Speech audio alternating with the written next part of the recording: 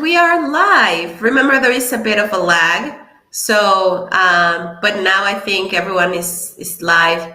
Hi, everyone. Thank you so much for joining us to our Thursday webinar slash podcast slash let's talk everything about startups fundraising. I'm we have a new guest, Joseph. Thank you for joining from Munich. Yeah. Oh, and you're on mute, Joseph. You're on mute. You're muted. Okay. Yeah. There you go. Thank you so much for your invitation. It's nice to meet you guys. Yeah. And I'm very Great. excited. Yeah, we're looking forward to it. And we have some other, like Pekka is here, and Osama, and Gabriel was here also earlier. So, yeah, let's start this. Yeah. So really quickly, last week, what we looked at was we looked at top 10 things that founders can do it themselves. We felt many founders are not, I mean, rightfully, right? Founders are not born fundraisers. They did not, they have a company and they have created a new product. They have done an MVP. They've got a pitch deck, but they're not experts in fundraising. So last week we spent a good 60 minutes on teaching founders, what are the top 10 things that they can do. And what we're going to do this week, we're going to take the same top 10 things and we're going to just talk about what you can do yourself, but also what you need specialist help for. And or you can become a specialist yourself if you're keen on that particular thing. And that's what we're going to do. So without any further ado, I'm going to share my screen, and we're going to keep this a little bit interactive and a little bit demo oriented, so that you can look at what we are saying in a little bit more, feel it instead of just hear it. So I'm going to share my screen. Let me know if you are able to see my screen. Yeah. Not yet, but yeah, there we are. You should be able to do that. Okay, cool. Let me just go to the presentation that we've been talking about. I'm going to skip the introductions and jump Yeah. straight to what we want to talk about. So, I mean, it is about dominating a fundraising, whether you're attending Web Summit or any other event, or even in general, right? But we decided to do this, in the context of Web Summit. So the examples are going to be around Web Summit. Even otherwise, I think you should be fine.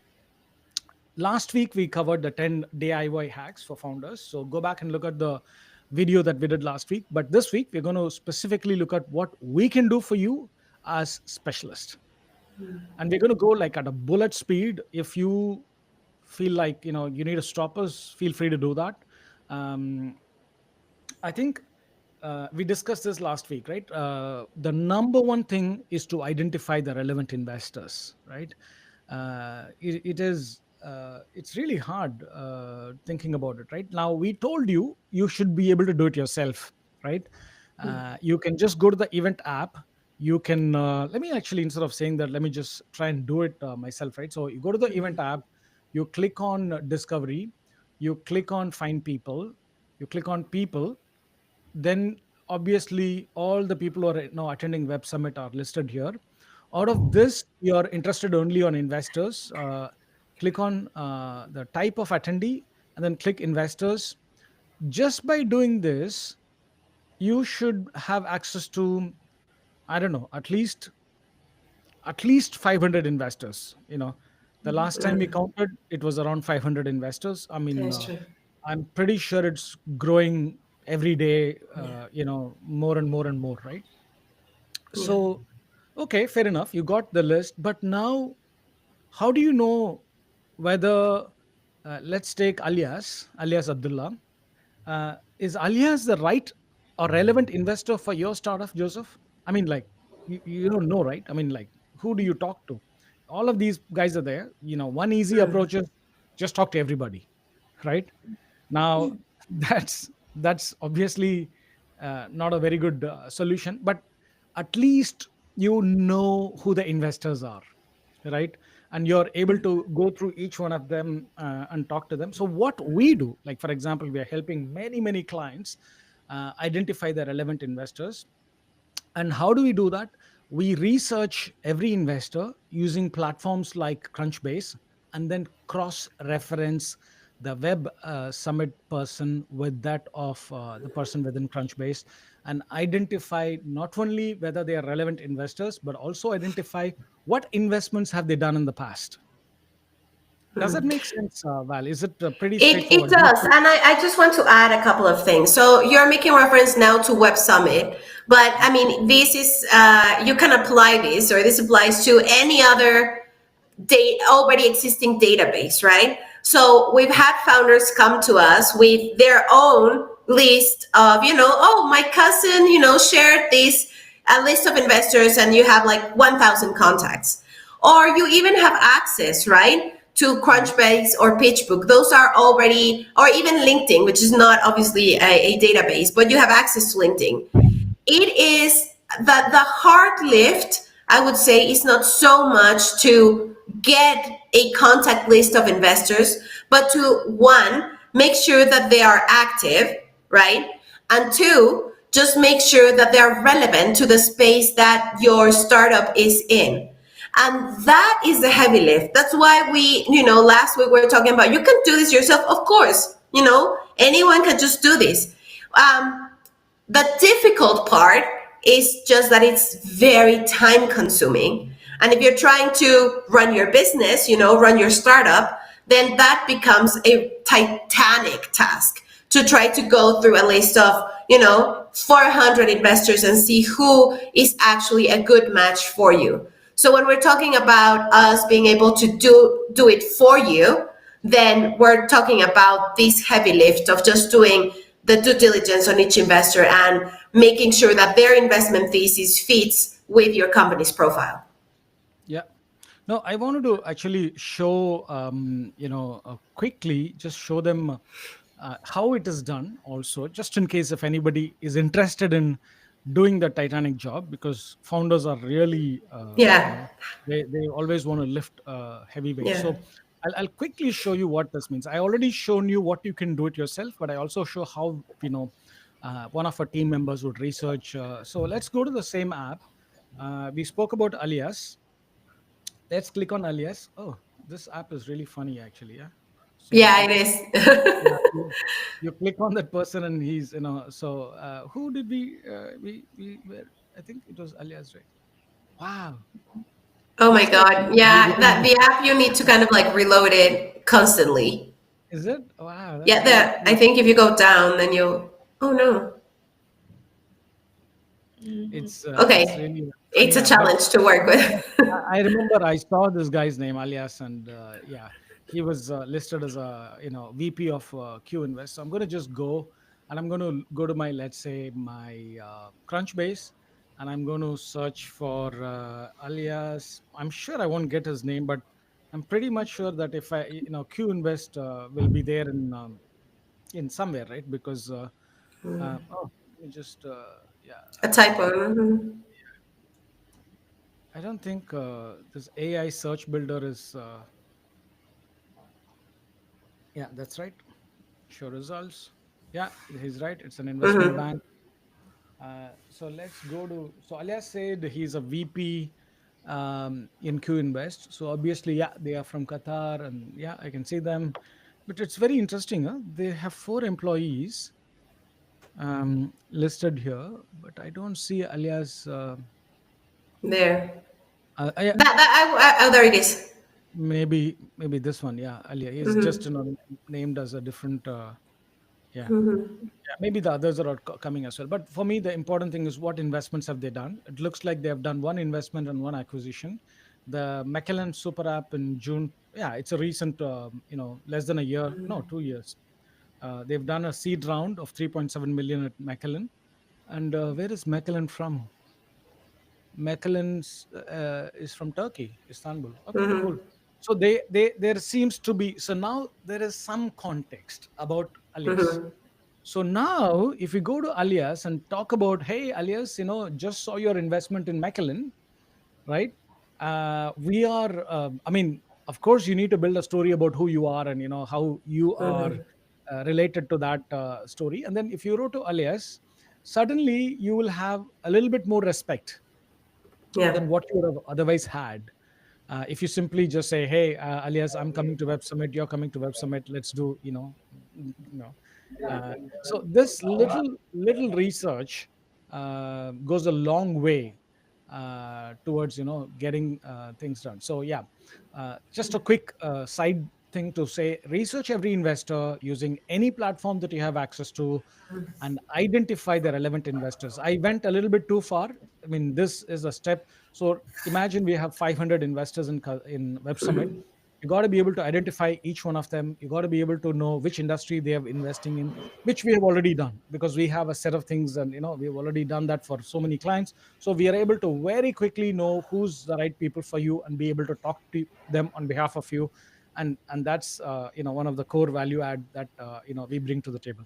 I'll pause here. Does it make sense? Again, Joseph, Oscar, Pekka, anybody can just just come in. Yeah, but from my point of view, it's like it's a very how to say costs a lot of time and also energy to work on this identification, especially about the relevance of the investors. So I guess many funders, if they see such quantity of these investors to do research, then they will give up. No, I couldn't do that. I don't have time to manage these things. So Yeah, yeah. what is like a alternative way that they can do better? Yeah. And I would say it's twofolded. You mentioned you want to make sure the investor is active, right? So that they're actually made some investments. And you want to make that relevant to your own company, right? When you're approaching, you want to make sure that you have something to say to speak to that. And then also there's kind of like a warmer approach, right? You're not just approaching someone and saying, "Oh, hi, so you're an investor. I'm raising this much." So it is pretty, and you said this last time, Anise. It is a pretty straightforward conversation because they're investors, but you also want to bring to the table a bit more context because the flow that investors get is so huge that you want to, kind of separate yourself from the crowd and be able to bring something different to the conversation. So yeah. Absolutely. Absolutely. So that context is going to come very soon as well. I think it is the fourth point or something like that. So I'm going to quickly run through the points. But if anybody Okay. has any quick feedback, just stop me. Yeah, Uh, it's Pekka. It's Pekka here. So go ahead, Pekka. I understand. It takes time, but I don't see any alternative. You don't have to browse through 400 or 500. I earlier the investors were not on the app. I was trying to search, but I couldn't. But this is maybe 2 3 weeks ago. So I think it's quite recent, isn't it? But I think there is no other way than try to choose, because I've not been to numerous events like this, but still some. And if you don't have any traction or idea who you're trying to meet and any contact, it's really blindfolded to stand there and maybe meet someone who's interested. So I think Yeah. it's worth taking some hours to for the work that you have already done to create your deck and value proposition. I think this is the last mile you just need to do. Oh yeah, absolutely. So Pekka, I am not sure whether you saw me. Maybe you can go back and watch the video. I actually showed you how to get the Web Summit investors. Yeah, I saw that, but You three saw weeks that? ago I Okay. don't think that option was available. It was available, Pekka, but it's growing Yeah, rapidly. yeah, So okay. 3 weeks Yeah, yeah, ago there yeah. was a few I'm fine. hundred, but now it's more than 500. It's okay. It's okay. All right. Okay, cool. The next one is perfecting your elevator pitch.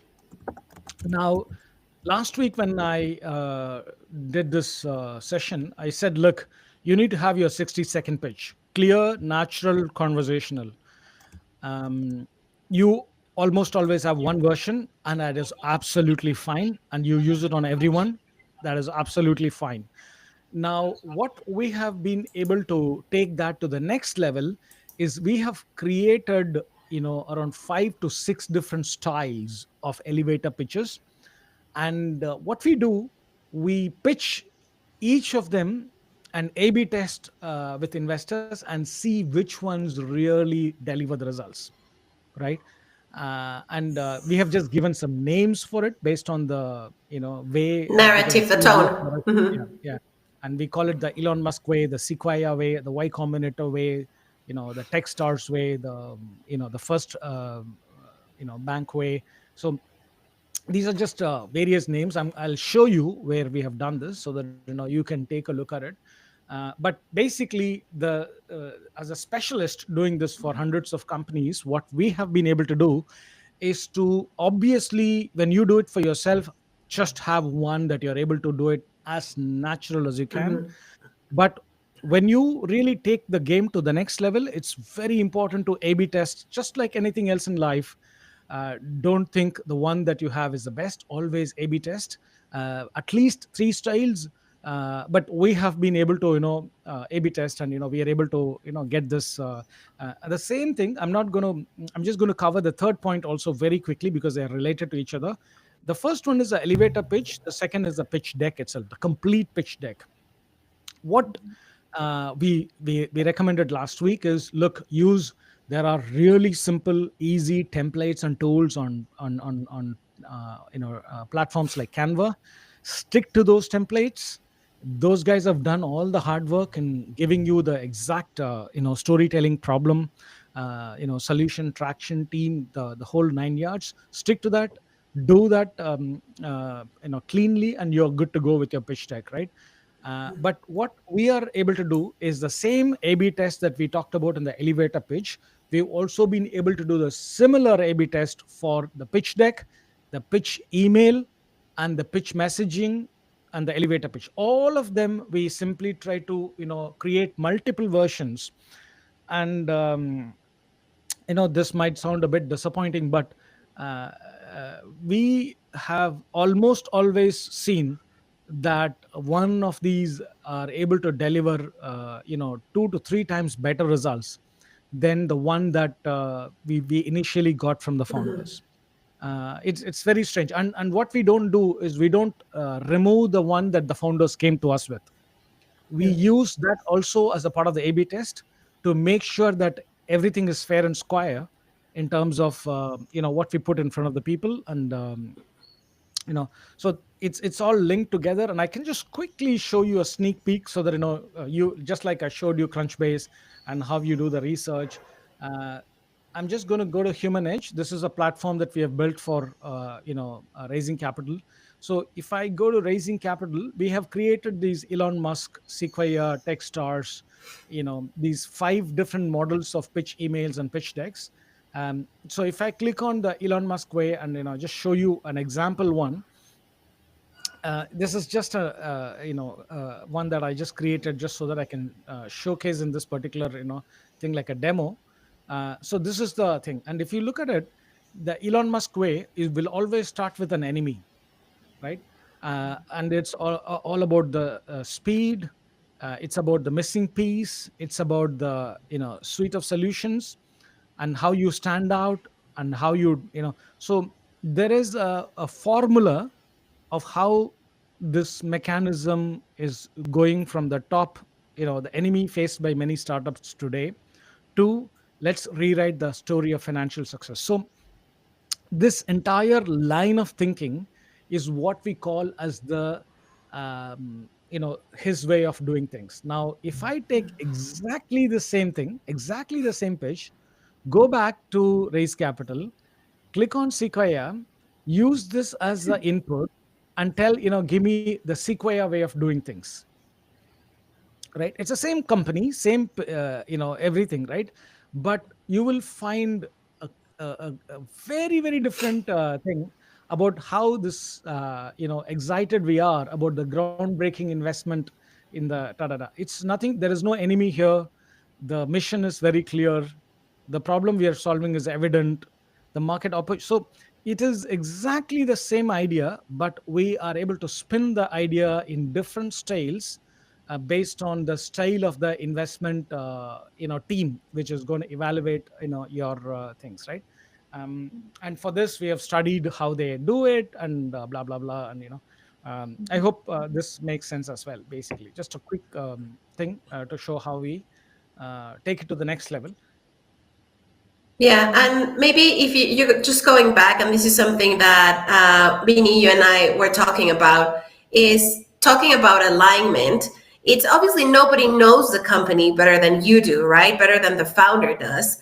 But it is very important in the early stages of your fundraising trip to be able to deconstruct yourself, one from the sales pitch, right, which is the one that has, it's kind of like that puts every startup in survival mode, because that's the one you're most used to doing, and shift that to having a focus on the investor persona. So that's one of the main challenges. The other one is, a lot of the times we get pitch decks that are very specialized or very technical in some of the slides. At least when you're having a first contact with investors, your idea needs to be, as Anis was saying, like super clean, very simple, for an agnostic investor to be able to grasp the potential of your startup, right? So it doesn't need to, if it gets too technical, you lose half of the people there. Because they're not, they're not looking, they're not that deep into you to be able to, to want to learn more.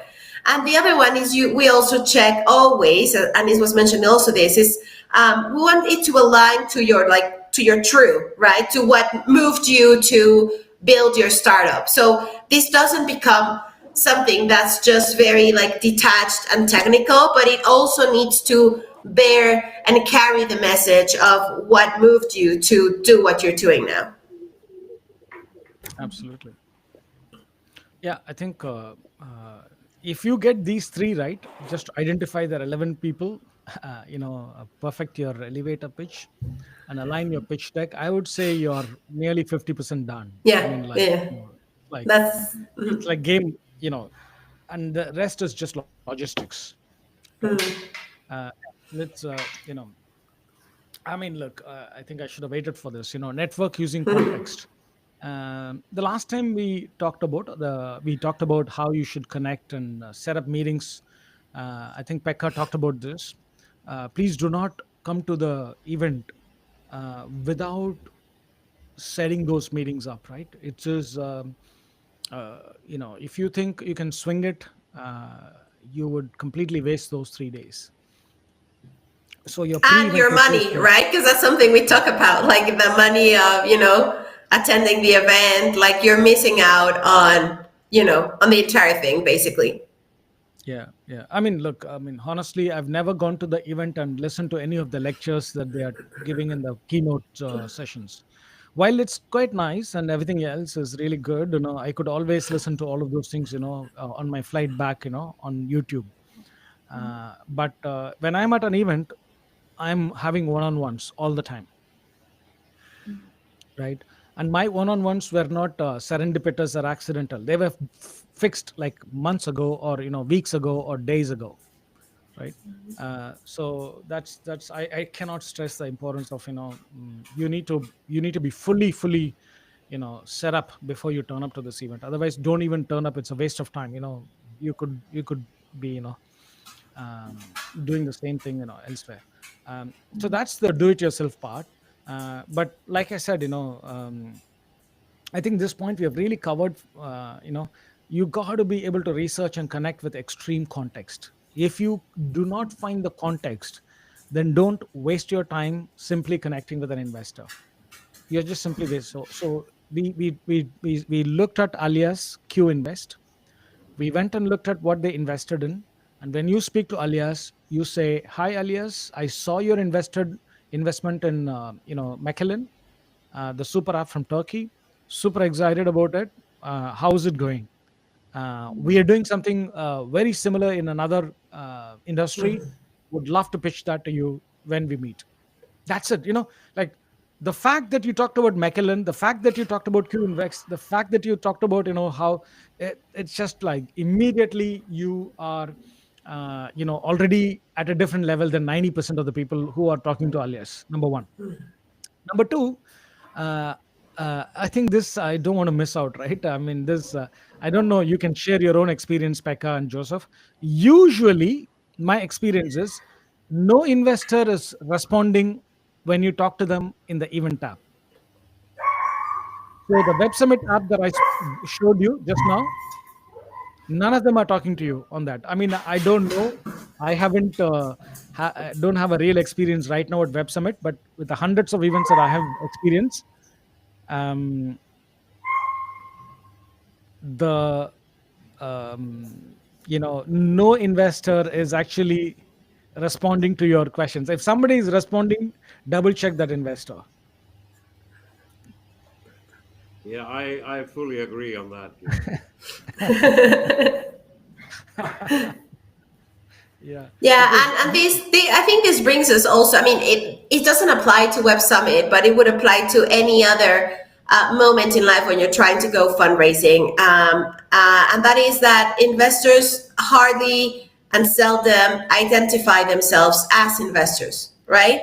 So you need to kind of like double the effort to do that due diligence process and really know who you're talking to. Yeah. Yeah. Reject investors, reject many, and talk to only a few. And but research them and find their context. Number one. Number two, I want to also tell you is how you can connect across multiple channels, right? Talk to them over LinkedIn, talk to them over Twitter, talk to them over email, right? And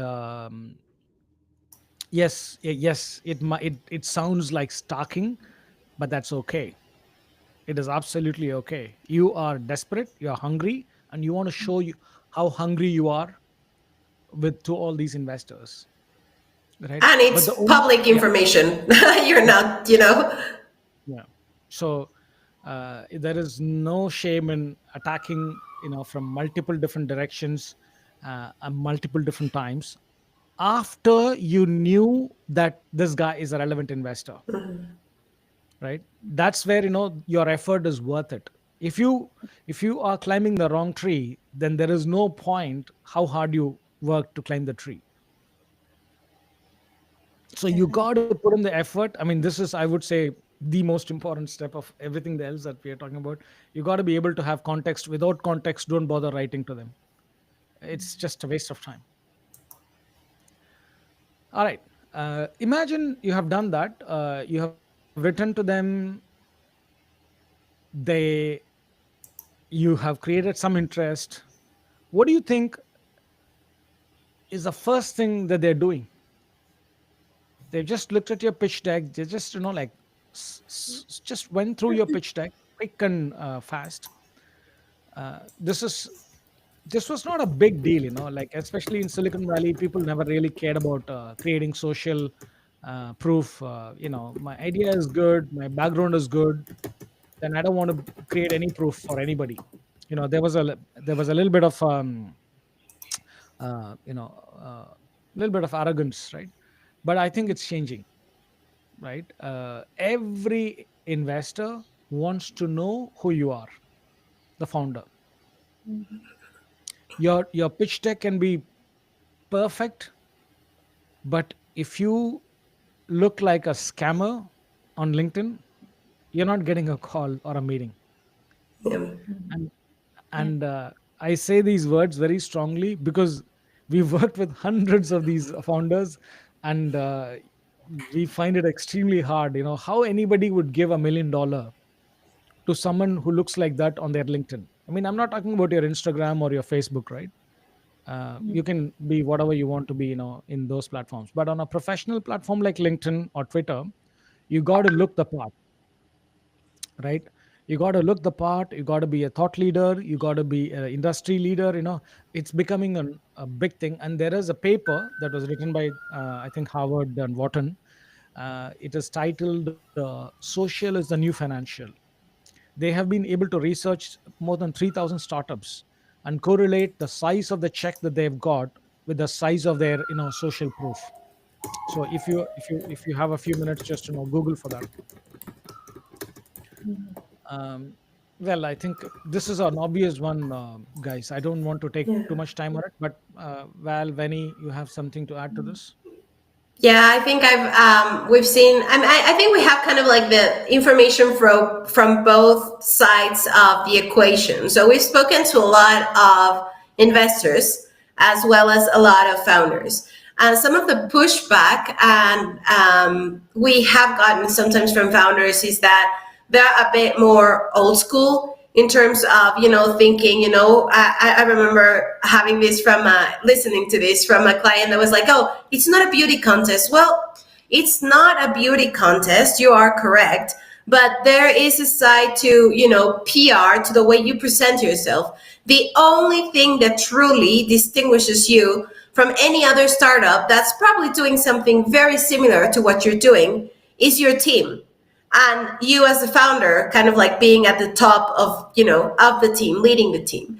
So even though, as Anis was saying, this is very obvious, in our experience is not as obvious, because we keep coming across founders that want to do a 2 million raise that just absolutely do not message that correctly throughout their social media, by the way they carry themselves, by the way they present themselves, by the way yeah, this is a tricky one. I would say this is a very, very tricky one, very easy to fix, by the way, with the correct feedback. But yeah, it's kind of it's super delicate. But it will be, and I don't know if you agree, Anis, but I would say it will be the determining factor in an investor actually deciding to click on your pitch deck or not. Like even before, like there has been a shift of paradigm, I would say, in the past 2 years. So before, investors would check out your pitch deck and then kind of like do that due diligence on you, like, oh, who's this guy, like who's the founder. Now it's the other way around. Now they will be like, aha, who's this guy who's sending me his pitch deck or her pitch deck. And then they'll go into LinkedIn, look at your face, look at your profile, and then be like, nah, I don't think this, or be like, oh yeah, that looks like someone's pitch deck that I want to look at. So again, just very, very tricky and super important. Yeah. No, look, you got to be, just to balance things out, right? We've worked with doctors, we have worked with academics, PhDs with published papers. We are not saying you need to look good and you need to be posting on social media. Whatever is your credibility, you know, just make it visible. That's it. We're not telling that you need to suddenly become a Canva expert and start putting beautiful images, and no, we're not. We're just saying, look, whatever is your true credibility, let make that visible. That's all. Yeah. Right? Yeah. Cool. Let's move to the next one. Yeah, I think number 6 is prepare a data room. Now, nearly everybody thinks it's too early for them to do this. I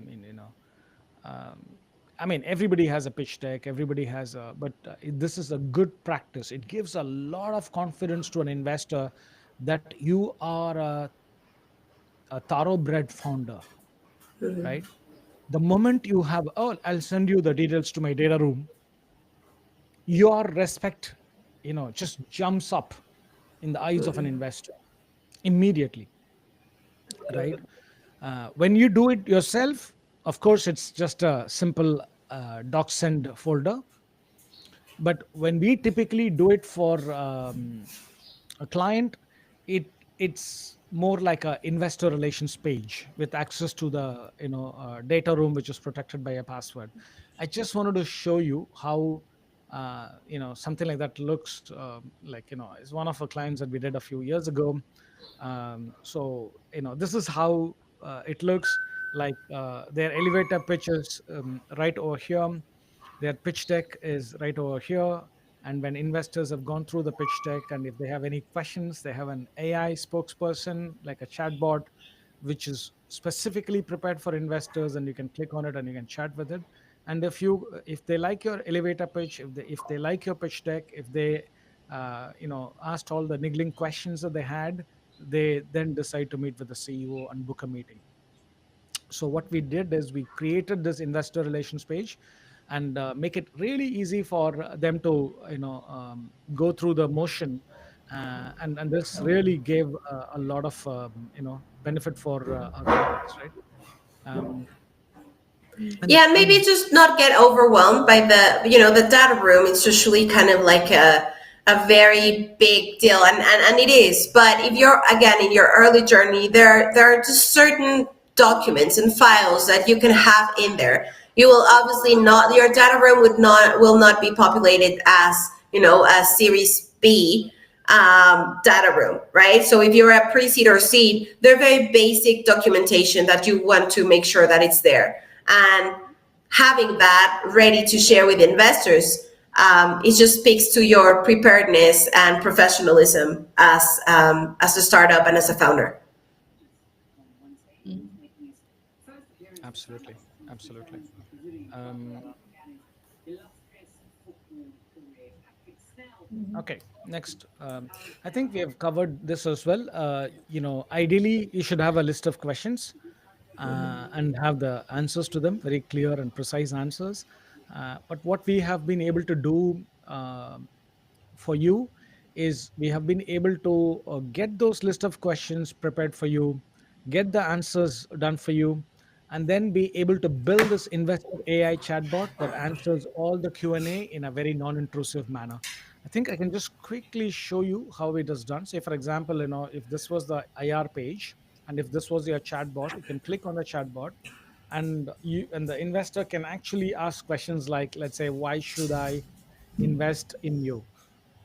Or he can ask questions like, what is your defensibility, or what steps you have taken to validate the market, or anything. I mean, anything. And remember, this is not a typical what do you say this is not a typical client facing chatbot. This is a 100% investor facing chatbot. So Dedicated, yeah. Mm-hmm. you will not put this on your website, right? Yeah. uh, it is not it has to be only shared to your investors, and they will be able to ask questions and get answers about your revenue model, things that are sensitive, that you do not want to be putting it out on your pitch deck, right? So this has been a huge innovation for us, and we've been able to really ride on top of this investor page and the investor chatbot. Let me come back to the thing. Just want to finish it and have time for questions. Yeah. uh, this is similar to the data room problem, Val. Negotiate simple terms. Now, the difference between a first time founder and a serial entrepreneur is quite obvious when it comes to this, right? You got to know your safe contract. We have given some ideas, but use the templates provided by companies like Y Combinator. Get yourself familiar with it, prepare your first version. And I think it's crucial, because all these things are sending a signal to your investors. The guy's got us pitched, like every all your ducks are in a row, right? You got your pitch deck, you got your IR page, you got your data room, you got your terms. It's like, wow, the guy just didn't walk into me with a PPT, right? He has, yeah. I mean, it's a huge difference. It's a huge difference, and the work needed for terms and data room is actually not that heavy. It is just a bit daunting, but it's not really heavy, Yeah. right? Maybe Yeah. another thing is we've seen in the past 2 years the round that has been closing the fastest is the 2 million safe with a 20% discount. So that's kind of like, I mean, you can go for a convertible note, but kind of like the standard terms that an investor is used to seeing, and that No questions will be asked about it. It's just the 2 million round. We have clients come to us and say, oh, but I only want to raise 1 million. That's fine. Let's do a 2 million raise, because that's what the market investors are used to seeing. And then when you get to 1 million, you can always stop. Under subscribing around is okay. We've never faced any pushback from investors so far. The problem comes when you oversubscribe around, right? Because of dilution, evidently. So yeah, just know those simple terms, get familiar with it, and again, it speaks to your readiness and professionalism. Absolutely. Just a quick digression to show you where you can get them. Our favorite is this Yeah, safe the monitoring safer document way. from Y Combinator. Most of you are not US companies, so you can skip this, and then you can look at some of the examples of non-US companies. And it's given the amount of AI that can help you, this should be a slam dunk. All right, let's finish the last two. Yes, follow up relentlessly, right? I don't think we need to talk about this, but the But biggest again, one it's is, one of those things that we don't want to talk about it, but we do, because it's worth, all that effort. And we've seen this, Anise, with clients, all the effort put into, helping them with like their collateral, launching the campaign, executing the campaign, getting the meetings. And then because they didn't get a check sometimes, so there are two kind of like moments in time where things kind of like slip through the cracks. One is when you finally are able to get meetings for a client and they're like too busy, right, to kind of like take those meetings. So an investor, you might need to do a little bit more, a closer like follow up. That's one part. And the other part is they meet with the investor, but they didn't get a check on that first call, and then they drop the ball completely. Like, I think those are the biggest mistakes, like right at the end of like the funnel, where things just completely fall apart. And for some strange reason, it's like there's this urgency to get funding and launch the campaign and have that being executed. But at the end, when you come through with the meetings, they kind of like, I don't know, they lose it. Yeah, that's what we've seen so far. It doesn't happen with everyone, but it happens too often. And it's a bit counterintuitive, right? Because you've put, again, all that work to get those meetings and then, fail to follow up relentlessly. That it doesn't quite add up. yeah. I have to give you a humorous comment on that. A very senior CEO told me once that, Pekka, remember, the salesman's work starts when the client has said no. Oh, hey, there you go. Exactly. And I think that illustrates perfectly, Becca. Thanks for sharing. But yeah, like a lot of the times, I think this is one of the most overlooked aspects of fundraising. Like, you didn't get a check and then you think your job's done. Like, no, get me more meetings. It's like, wait. Yeah, we'll get you more meetings, but you need to keep like nurturing and fostering these relationships. Like, you're not out there. I again understand the urgency to have funds, to get capital from investors, but you will that's not even gonna be enough in the medium and long term of your startup. So yeah, I get very frustrated, as you can see, when this happens, and I think it's something, again, that needs to be addressed in a more serious way. Yeah. See, one pro tip here. You don't follow ups need not be intrusive, right? Because most follow ups, people are worried. Oh, I'm gonna, the investor is going to think that I'm desperate. The investor is going to think that I'm like, after his life. But over the last 3 years, one of the most amazing things that have delivered results for us is connect with all the relevant investors, update the relevant investors about the progress of your startup, both intrusively through a messaging system and non intrusively through posting and tagging. Remember, you cannot solicit investments publicly, right? SEC does not allow that unless you have registered explicitly and, for A with race. Reg D, right? So if you are raising seed, you got to be careful. You cannot market your raise. I mean, that's only for US companies, but I'm just generally saying it's not normal for companies to talk about the fact that they're raising publicly. But it is absolutely okay to talk about the progress that you're making as a company by addressing your investors in a very subtle way through post, through blogs, and through tweets and so on and so forth, right? And this is extraordinary because this is not an intrusive follow up. It's a huge. You make the investor come to you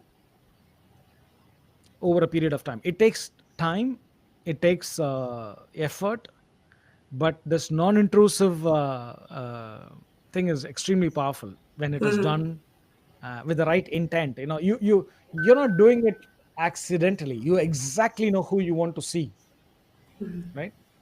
And that's that. I've not mentioned it here, but it's a very very powerful follow-up strategy. Non-intrusive, not messaging, but posting. And then we are at the final. Track your conversations, right from the day you start raising capital, because this never stops.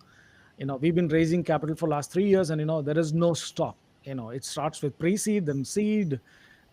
Before you blink, there is series A, and then it's a. So track all your conversations, both public and private, in clean spreadsheets or CRM, wherever comfortable with, so that you can be very intentional about both your messaging, posting, blogging, updates, newsletters. You can be extremely intentional about it, and it's like worth its weight in gold. So not just because follow-ups cannot be done in vacuum, right? You got to be able to track everything from 0 to 1. And that's pretty much what we had to do today. I want to just pause here.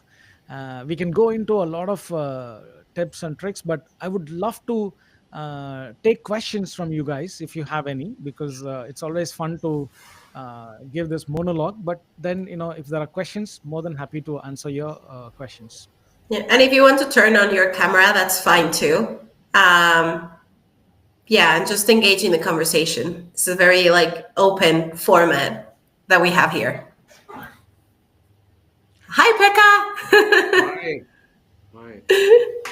A quick question, just what do we know about the demographics of the, let's say, the structure of investors, geographic, business area, JVs, other, and then also for the companies like us, is there a kind of structure, AI, health tech, other? It would be very interesting to understand a little bit the total picture of the crowd. So, Pekka, just in fact, before you maybe joined, I think Yeah. Okay. Joseph was there. We talked about this, the whole idea of, country or demographics, in part. Um, I think it is getting broken every day. I'm assuming you're in Helsinki or in Finland. So it's always best to finish your local pool before you sort of migrate to your European pool and then to the US pool of investors. The way we have seen that is we have worked for a Series Z raise for a Silicon Valley startup by focusing on only Middle East family offices, right? But that is Series E, right? Why was that the need? Because we have already exhausted, the other circles of influence. So we've exhausted Silicon Valley, we have exhausted California, we have exhausted the US, we have exhausted Europe, right? So you go. So it's always good to have a very clear strategy, right, as to where. But I want to also be careful not to make it very, very, Rigid or sort of, strict. yeah, rigid, because based on, if you're in med tech or deep tech, or if you're in, environment, or what we feel is, based on your niche, the way we have come up with is, we have come up with a strategy called P1, P2, P3. P1 investors are those who have invested in exactly the same thing that you're trying to do. The first thing I will do is to go and figure out all my P1s across the globe. Every P1, right? Because it doesn't matter whether he's in Timbuktu or in Antarctica. If he's a P1 investor, I should have been talking to him in my first few months, right? If a P1 investor who has invested in a couple of $1 million on a similar startup like me, but he's not interested in talking to me, then I should be worried, right? So that's what I would do. P1 is your niche. It's not the investor in your industry. So P1 is your niche. P2 is all investors who have invested in you and your adjacent industries. That will be in thousands. Usually P1 will be in hundreds. If you're in a thing like deep tech or something, the number of investors in that particular thing will be, hundreds. It won't be in thousands. But P2 investors will be in thousands, and then P3 is another huge set of investors, and I will go in that order, country by country. This is our approach, Pekka. Okay. Yeah, I understand that. I understand it, but I was more thinking that, if you say that there are 1,000 investors, is it 25% from Asia, 25 from America, 25 from Europe, 25 from um, Middle East? Just Yeah, yeah, Mhm. yeah. I mean, Well, honestly, the deployment, right, Anis, that we have different deployment strategies. Once we have the lists, based on what we talk to, based on the strategy that we actually come up with the client. So we can come up with those three lists, and then if your preference, Pekka, is okay, I'd rather, instead of exhausting the P1 pool, I'd rather diversify the outreach. Then we can do that easily. maybe I misunderstood. What I meant is for this coming event exactly, okay. not in general. I understand your approach, Yeah. Okay. B1, B2, but Oh, the demographics of investors in Qatar well, in Web Summit. yeah, I think, Pekka, I have gone through the investor list. There is not too much to think about in terms of demographics.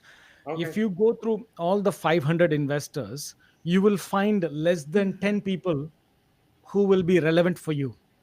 yeah, yeah, the okay. then there is no point in trying to look at, within the 10 people, who's the right one. No, you reach to all 10, because the things that I talk about only is relevant when it is a global pool. In the Web Summit pool, it's a very, very small pool, and the number of relevant investors will be extremely small for you. Your challenge is to find those relevant people, right? To talk to them is will be very easy. Once you find out who are the top 10 that you need to talk to, talking to them will be quite easy.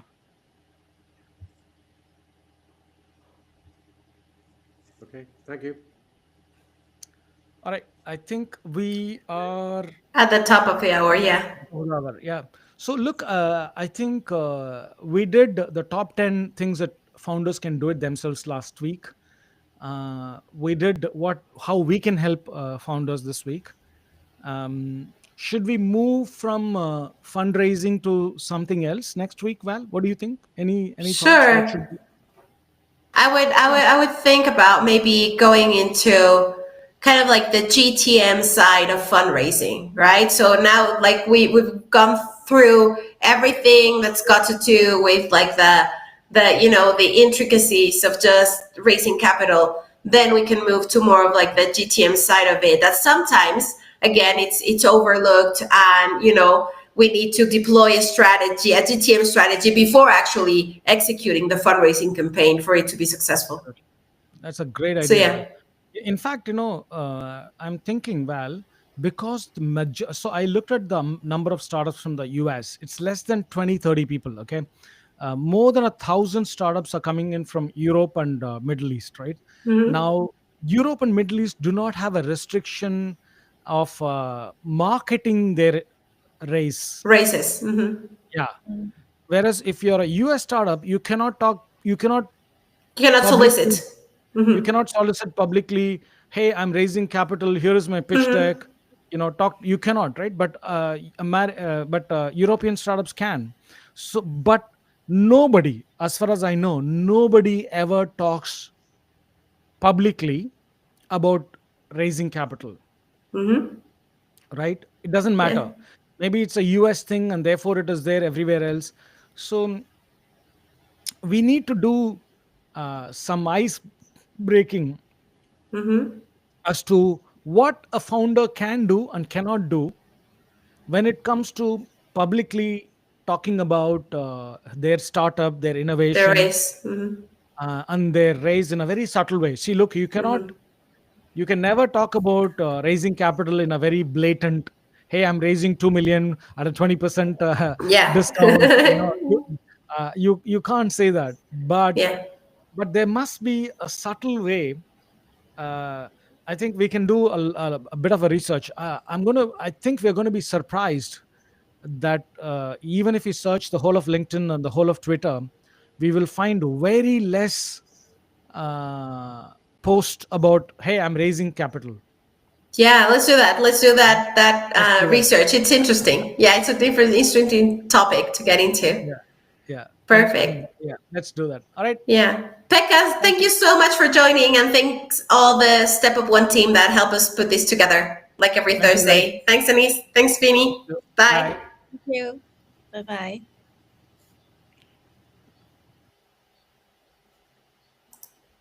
Remember, it takes a while. There's a lag, so Yeah.